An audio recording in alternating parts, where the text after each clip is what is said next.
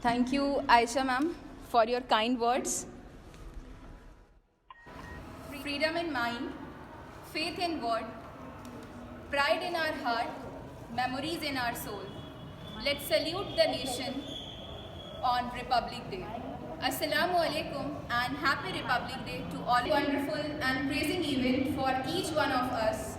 In this eventful day, we should pray to God to enhance our country and bless every one of us. We celebrate Republic Day on 26th January because the Constitution of India came to force on this day in 1950. This 2021 Republic Day is a bit different because we meet after 10 months of coronavirus pandemic and still it is not over yet.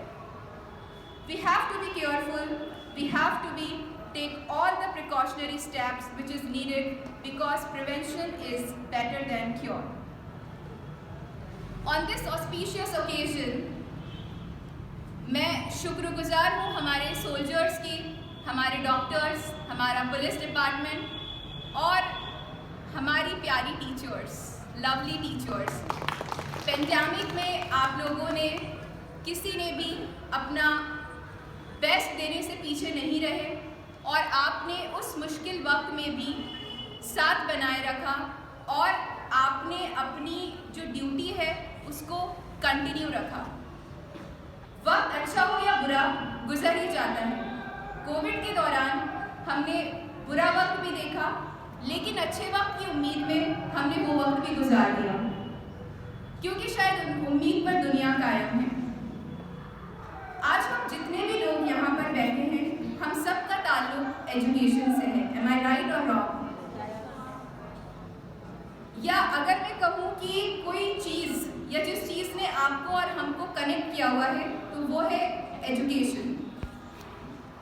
Education एक वाहिद ऐसा connection है जो आपके और हमारे बीच में है। इसलिए जैसा कि मैंने कहा कि ये रिपब्लिक डे और रिपब्लिक डे से थोड़ा अलग है और इसके अलग होने की वजह आप और हम सबको मालूम है कि कोविड-19 इसका एक बहुत बड़ा रीज़न है।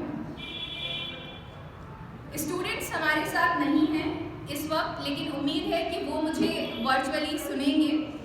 इसलिए आज मैं टीचर से और स्टूडेंट से और यहाँ बैठे हर एक शख्स से इम्पोर्टेंस ऑफ एजुकेशन पर बात करना चाहूँगी। रिपब्लिक डे हम कब मनाते हैं, क्यों मनाते हैं, कैसे मनाते हैं, ये सब हम वाकिफ़ हैं इससे और आयशा मैम ने बहुत अच्छे अंदाज से उसको स्टार्टिंग में प्रेजेंट भी किया। उन्होंने बताया भी कि रिपब्लिक डे का क्या इम्पोर्टेंस है। तो आज मैं आप सबसे बात करूँगी इम्पोर्टेंस ऑफ एजुकेशन पर, तालीम की अहमियत, क्योंकि मेरा ऐसा मानना है कि जब तक हमें किसी भी चीज़ की कीमत मालूम नहीं होती तब तक हमें उस चीज़ का एहसास भी नहीं होता। जैसे कि अगर वो आपका पैसा है, आपकी दौलत है, आपकी शोहरत है, आपकी प्रॉपर्टी है या कोई आपकी चीज़ है, जब तक कि वो आपसे खो ना जाए या आपके पास से चली ना जाए तो हमको उसकी अहमियत समझ नहीं आती है। उसी तरीके से जो भी इंसान है, अगर कोई इंसान या तो हमसे दूर चला जाए या गुजर जाए तो उसके बाद हमें उसकी अहमियत समझ में आती है कि क्या उसका रोल था, क्या उसका इम्पोर्टेंस था। इस कोविड-19 में जो स्टूडेंट्स ने वक्त गुजारा बिना तालीम के, जो हम लोगों ने भी वक्त गुजारा, उसमें कहीं ना कहीं मैंने ये महसूस किया कि इम्पोर्टेंस ऑफ एजुकेशन जो है वो कहीं ना कहीं बहुत पिछड़ गया है। बच्चों को जब हम देखते हैं तो अच्छा A for Apple, small kids कभी देखे, घर में भी हैं, उनसे पूछा अच्छा मैम ये क्या होता है, अच्छा ऐसा भी होता है, भूल गए हैं बच्चे, उनको याद नहीं है। ठीक है, आप लोग भी बहुत मिस करते हैं। आप लोग तो हालांकि अपना बेस्ट दे रहे हैं, हम लोग ऑनलाइन पढ़ा रहे हैं, तरीका बदल गया है, लेकिन आपकी ड्यूटीज़ नहीं बदली हैं। वो आपने बहुत बखूबी आप उसको देते हुए आए हैं, वो चेंज नहीं हुआ। तो हम सब की जिम्मेदारी है कि हम इसकी अहमियत का एहसास अपने स्टूडेंट्स को और उनके पेरेंट्स को दिलाएं और मुझे उम्मीद है कि आप और हम मिलकर इसकी अहमियत को समझा सकेंगे, बिल्कुल समझा सकेंगे। मेरे थॉट्स किसी के कहने, बोलने या समझाने से नहीं बनते, बल्कि ऑब्जर्वेशन से बनते हैं। जो चीज़ मैं समझती हूँ और सबसे ज़्यादा जो मैं उसको महसूस करती हूँ उससे मेरे थॉट्स बनते हैं। तो मेरा ऐसा मानना है कि रोटी, कपड़ा और मकान, 3 बेसिक नीड्स के अलावा अगर चौथी किसी चीज़ की ज़रूरत है तो वो है सबसे ज़्यादा एजुकेशन। तालीम की सबसे ज़्यादा अहमियत है। रोटी, कपड़ा और मकान, ये हमारी बेसिक नीड्स मानी जाती हैं। इस नीड के अलावा एक और नीड एजुकेशन है। अगर हमारे पास पैसे हैं और उससे आप और हम कोई भी चीज़ खरीदते हैं, जैसे सोना, चांदी, प्रॉपर्टी, तो एक वक्त आएगा कि वो या तो कम हो जाएगी या फिर ख़त्म हो जाएगी। लेकिन अगर आपने अपने पैसे का इन्वेस्टमेंट एजुकेशन पे दे दिया तो वो एक ऐसा इन्वेस्टमेंट होगा जो आगे जाके जिसका फ़ायदा आपको मिलना ही मिलना है, और तब तक मिलना है जब तक कि आप इस दुनिया में जिंदा हैं। वो इन्वेस्टमेंट आपका ऐसा नहीं है कि आपको उसके चोरी होने का, उसके खो जाने का या किसी के ले जाने का आपको उसका डर हो। वो इन्वेस्टमेंट ऐसा होगा जो कि आप अपने लिए करते हैं। लेकिन अगर आज हमारे पास थोड़ा बहुत भी पैसा है तो उसको हम कहाँ पे मैनेज करते हैं? पहले हम सोचते हैं कि सारी ज़रूरतें पूरी हो जाएं, उसके बाद एजुकेशन में बचा तो देख लेंगे। नहीं, नॉलेज बहुत ज़रूरी है, और नॉलेज जब आप हासिल कर लेते हैं तो वो कोई आपसे चोरी नहीं कर सकता, आपसे ले नहीं सकता। आप कहीं पे भी किसी भी जगह पर हैं, कोई फ़र्क नहीं पड़ता कि आपके पास चेयर है नहीं है, है ना? कि ज़्यादा ही माना जाता है अगर चेयर है तो आप काम कर सकते हैं। नहीं, एजुकेशन है तो आप काम कर सकते हैं। आप टीचर्स हैं, आप ताकत रखती हैं वर्ल्ड को चेंज करने की। इससे मैं एक गनी काश्मीरी फारसी के मशहूर शायर थे, आयशा मैम तो वाकिफ होगी। वो एक अपने किस्से के लिए बहुत मशहूर थे जो मैं आप सबसे शेयर करना चाहूँगी। उसमें उनका कहना था कि जब भी वो घर के अंदर आते थे तो घर को लॉक कर लेते थे, और जब घर से बाहर जाते थे तो ताला खोल कर जाते थे।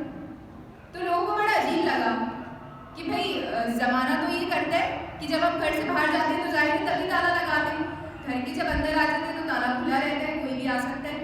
लेकिन वो ऑपोजिट करते थे, जब घर के अंदर होते थे तो ताला रखते थे। कॉन्सेप्ट समझ में आया?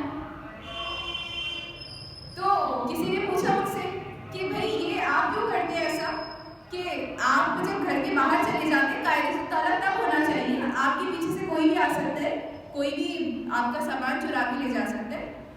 तो उन्होंने उनको जवाब दिया कि मेरा ऐसा मानना है कि इस घर की सबसे कीमती चीज़ मैं खुद हूँ, अगर मुझे कोई चुरा के ले गया तो इसलिए पैसा और मेरी जितनी भी कीमती सामान है, चीज़ें हैं, वो तो मैं खरीद सकता हूँ क्योंकि मेरे पास नॉलेज है, मैं फिर कमा लूँगा। लेकिन अगर कोई मुझे किडनैप कर गया, कोई मुझे चोरी करके ले गया तो फिर वो कहाँ से मिलेगा? तो इसलिए जब मैं घर के अंदर होता हूँ तो मैं अपने आप को सबसे कीमती मानता हूँ, तो इसलिए मैं घर को लॉक करके रखता हूँ कि कोई चोर नहीं आ जाए। जब मैं घर से बाहर जाता हूँ तो मैं खोल के चला जाता हूँ, कोई भी आ जाए कोई भी ले जाए, कोई फ़र्क नहीं पड़ता। तो अभी थोड़े वक्त पहले ये किस्सा हमने सुना था तो बहुत पसंद आया मुझे। तो उसी तरीके से हर एक टीचर भी स्पेशल है, हर एक बच्चा भी स्पेशल है, हर एक इंसान खास है, और हर एक इंसान की अपनी एक अलग ही अहमियत है। ज़रूरी नहीं है टीचर आएंगे वही पढ़ाएंगे वही हम सीखेंगे, नहीं, सीखने का मतलब कहीं से कभी भी कहीं भी शुरुआत हो सकती है। नॉलेज सबसे कीमती है।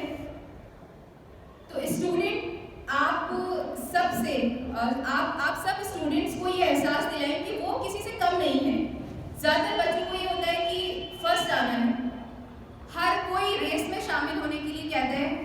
अगर बच्चा सेकंड भी आ गया तो क्यों आ गया, मतलब बहुत गलत बात हो जाती है। सेकंड भी नहीं आना है, फर्स्ट आना है। 40 बच्चों की क्लास में या 60 बच्चों की क्लास में कोई मुझे ये बता दे ज़रा कि हर एक बच्चा फर्स्ट कैसे आ सकता है? आ सकता है। जब आपने 60 की क्लास कर दी, आपने 40 की क्लास लग दी, तो किसी को 60वें नंबर पे और 40वें नंबर पे तो आना ही है। तो इसका मतलब ये नहीं है कि वो जो 40 पे आया है या 60 पे आया है उसमें कोई हुनर नहीं है, कोई टैलेंट नहीं है।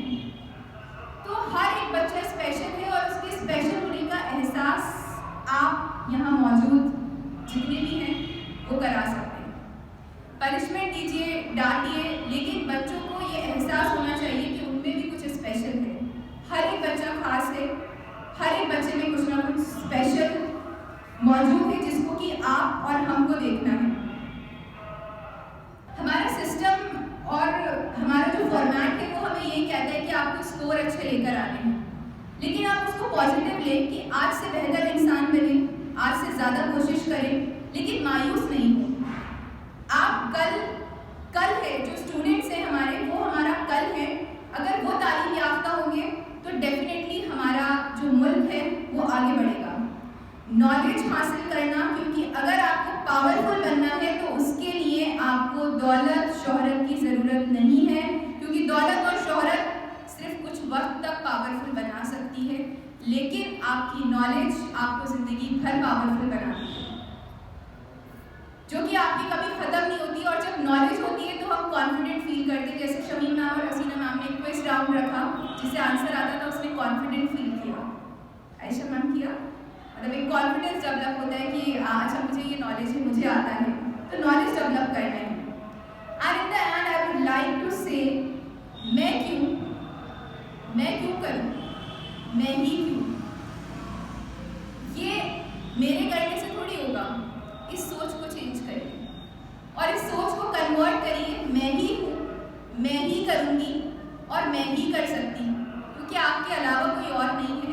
अगर हम सब यही सोचने लग जाए कि वो भी तो नहीं कर रहा, उसको तो कोई कुछ नहीं कह रहा, मैं क्यों करूँ, मेरी ही तो रिस्पॉन्सिबिलिटी थोड़ी है, मैंने तो ठेका नहीं लिया है। आप अपनी जिम्मेदारी लीजिए, आप बाकी को मत देखिए। अगर चेंज लाना है तो हमें खुद से शुरुआत करनी होगी। One child, one teacher, one book, one pen can change the world. जज़ाकल्लाह।